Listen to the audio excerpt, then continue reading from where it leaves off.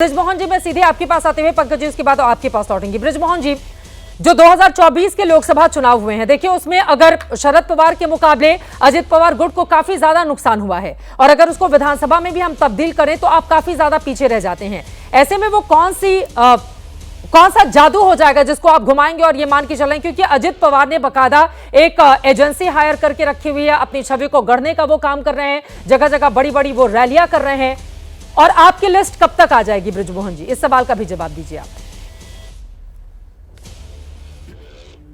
मैं आपके आखिरी प्रश्न का जवाब पहले दे दूं जी। मैं सोचता हूं इसके लिए ज़्यादा इंतजार नहीं करना पड़ेगा। आज रात से लेकर कल शाम तक हमारे सारे उम्मीदवार तीनों घटक दलों के करीब करीब जनता के सामने होंगे। इसमें कहीं, क्योंकि हमारे यहाँ देखिए, अभी जब एनडीए के बारे में जो हमारे विपक्ष के साथी हैं वो पता नहीं क्या क्या बोल रहे थे, तो मैं एनडीए की तरफ से स्पष्ट कर दूं कि एनडीए के घटक दलों में किसी भी प्रकार की कोई भी नाइतफाकी किसी भी स्तर पे नहीं है। वहाँ हम लोगों ने हमारे तीनों पार्टियों के नेताओं ने सबसे अपने सामने एक खास मकसद ये रखा कि जहाँ हम जीत सकते हैं वहाँ हम उस उम्मीदवार को टिकट दें, चाहे वो किसी भी हम तीनों दलों में से किसी भी ग्रुप का हो, उससे कोई फर्क नहीं पड़ता। क्योंकि हमारा मुख्य मुद्दा महाराष्ट्र में महायुति की सरकार बनाना है, क्योंकि हम लोगों का इस मामले में पूरा विश्वास है कि महाराष्ट्र के विकास के लिए, महाराष्ट्र के आम आदमी के उत्थान के लिए, आम आदमी के जीवन स्तर को ऊंचा उठाने के लिए सिर्फ और सिर्फ महायुति के पास कार्यक्रम है। ये कार्यक्रम किसी दूसरे और राजनीतिक दल के पास नहीं है। तो हम वहां पर कि बीजेपी दबा रही है आप लोगों को, काम कर रहे हैं कि हमको किसी भी हालत में, हाँ, मैं यही तो कहना चाहता था मैं चित्रा जी आपसे कि एनडीए में आदरणीय किशोर तिवारी साहब तो एनडीए में नहीं है, वहां तो हम लोग बैठते हैं, वहां हम लोगों की बात होती है। हमें मालूम है कि वहां किस प्रकार से जो बड़ा दल है वो किस प्रकार से अपने छोटे दलों को सम्मान देता है, किस प्रकार से उनकी बातों पे वो गंभीरता से विचार करते हैं।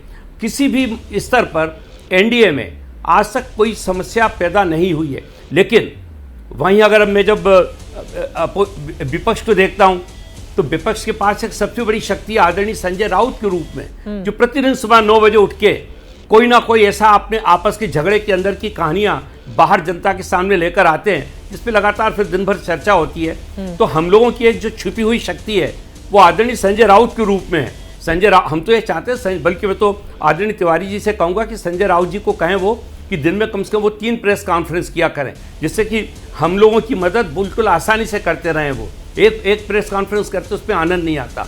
अब देखिए, मैं आपको एक और बात बता रहा हूँ, INDIA के सामंजस्य की बात पे कहता हूँ कि झारखंड में एक ही होटल के अंदर आदरणीय राहुल गांधी जी भी रुके थे, उसी होटल में आदरणीय तेजस्वी जी भी रुके हुए थे।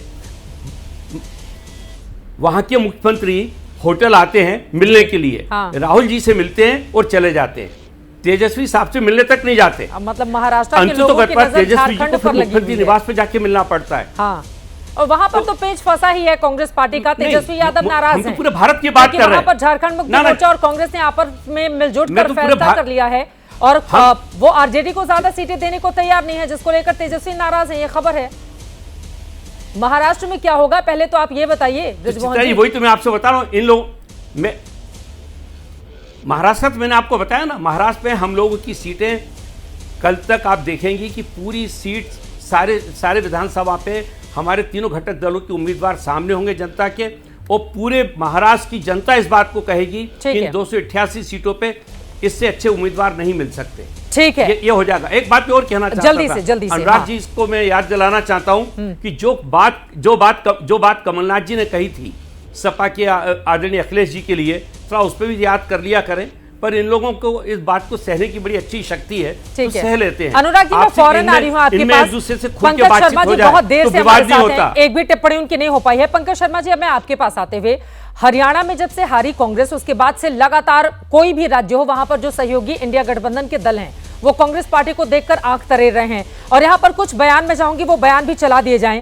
अरविंद केजरीवाल, वो हार के बाद उन्होंने कहा चुनाव में कभी भी अति आत्मविश्वास नहीं होना चाहिए, कांग्रेस पार्टी को नसीहत दिया। शिवसेना के मुखपत्र में अभी देखिए महाराष्ट्र को लेकर माथापच्ची जारी है। शिवसेना के मुखपत्र में कहा गया जीत की पारी को हार में कैसे बदला जाए ये कांग्रेस से ही सीखा जा सकता है। और शिवसेना उद्धव गुट के कई नेताओं के बयान भी कांग्रेस को लेकर सामने आए थे। और वहीं दूसरी तरफ देखिए, उद्धव ठाकरे शिवसेना कहते हैं कांग्रेस को, प्रियंका चतुर्वेदी, कांग्रेस को अपनी हार के कारणों पर आत्मचिंतन करना चाहिए। असदुद्दीन ओवैसी हो, जम्मू कश्मीर के मुख्यमंत्री हो, कांग्रेस को अपनी हार के कारणों का पता लगाना चाहिए। कांग्रेस पार्टी का हरियाणा में हारना क्या बाकी राज्यों में भी उसको कमजोर कर रहा है, जैसा कि इस समय परसेप्शन बन रहा है और ऐसा लग रहा है कि बार्गेनिंग पावर जो उसके सहयोगियों की है वो कहीं ज्यादा बढ़ गई है? देखिए, हरियाणा में कांग्रेस की जो हार हुई वो किन कारणों से हुई, इसकी गहराई में जाएंगे तो बहुत तफसील से जाना पड़ेगा और बहुत उस पर समय लगेगा। सब लोग जानते हैं कि उस हार के पीछे क्या कारण है, और इन नेताओं ने जो कुछ कहा वो भी सही कहा। आत्मचिंतन होना चाहिए, अति आत्मविश्वास नहीं होना चाहिए, ये सब बातें ठीक हैं। ये हर चुनाव में हर राजनीतिक दल का किस्सा है और किसी भी राजनीतिक गठजोड़ में सीटों के बंटवारे की दिक्कतें जो हैं वो आना स्वाभाविक है। और जिन्हें इसमें दिलचस्पी है कि इंडिया समूह बिखर के ढह जाए, जैसी कि शाजिया इल्मी जी को और उनकी पार्टी को है, तो वो सीट बंटवारे में आ रही परेशानियों का जो तिल है उसको जाहिर है कि ताड़ बनाकर पेश करेंगे। लेकिन मुझे नहीं लगता कि इंडिया समूह के जो राजनीतिक दल हैं उनका जो शीर्ष नेतृत्व है उसके स्तर पर टिकट बंटवारे को लेकर, सीट बंटवारे को लेकर कोई खास ठोस मतभेद है। लेकिन कुछ वृद्ध संतोषी हर जगह होते हैं, उनकी वजह से गलतफहमियां उपजती हैं, समस्याएं आती हैं। अभी 5-6 दिन पहले मैं समाजवादी पार्टी के एक बहुत ही गैर जिम्मेदार, अनावश्यक तौर पर कूद फांद करने की आदत से मजबूर और भयावह अर्धशिक्षित एक प्रवक्ता को टीवी डिबेट में बार बार ये कहते देख सुन रहा था कि कांग्रेस की औकात 2 कौड़ी की है, कांग्रेस की हैसियत 2 टके की है, कांग्रेस को उत्तर प्रदेश में पूछता ही कौन है, हम 2 सीटें दे रहे हैं तो हमारा एहसान है, हम न हो तो राहुल गांधी अमेठी रायबरेली में न जीते। कौन है वो? जो ऐसे मूढ़मती उत्साही लाल जो टीवी पर बयान दे रहे हैं, आप उनका नाम तो अब ले ही सकते हैं पंकज जी, कौन से प्रवक्ता हैं जिन्होंने इस तरह का बयान दिया? अनुराग भदौरिया जी जानते होंगे, अब वो अधिकृत प्रवक्ता हैं या नहीं है, लेकिन वो समाजवादी पार्टी के अधिकृत प्रवक्ता बने बैठे थे। एक तारिक साहब है, अब मैं पूरा नाम उनका भूल गया जी, क्योंकि उन्होंने बातें ऐसी अद्भुत कही कि उनका नाम भूल जाना ही अच्छा है। लेकिन अनुराग भदौरिया जी जानते होंगे। मेरा कहने का मतलब ये है कि ये जो इस तरह के कुछ तत्व होते हैं हर राजनीतिक दल में, इनकी वजह से कई बार राजनीतिक जो गठजोड़ हैं उनमें कुछ समस्याएं पैदा हो जाती हैं। लेकिन आप देखिए, अखिलेश यादव जी ने कितनी परिपक्वता से बातें कही हैं। तो शीर्ष नेतृत्व के स्तर पर मुझे लगता है कि न तो महाराष्ट्र में, न उत्तर प्रदेश के उपचुनाव में, न झारखंड में इस तरह की कोई दिक्कत है और अंततः ये सारी समस्याएं सुलझा ली जाएंगी। भारतीय जनता पार्टी जाहिर है कि वो चाहती है कि इंडिया समूह कल गिरता हो तो आज गिर जाए ढेके, तो वो बढ़ा चढ़ा के इन चीजों को पेश करेगा और कर रहा है।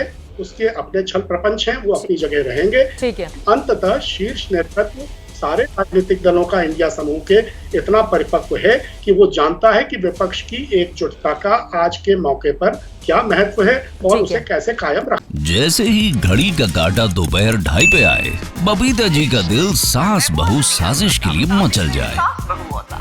और ये है इनकी बहू, पूरे दिन ऑफिस की टेंशन हो जाए गॉन जब ये करें अपना फेवरेट शो फ्री टाइम पे ऑन। इनकी तरह आप भी देखिए अपना फेवरेट शो अपने टाइम पर और डाउनलोड कीजिए एबीपी लाइव ऐप अपने स्मार्ट टीवी पर।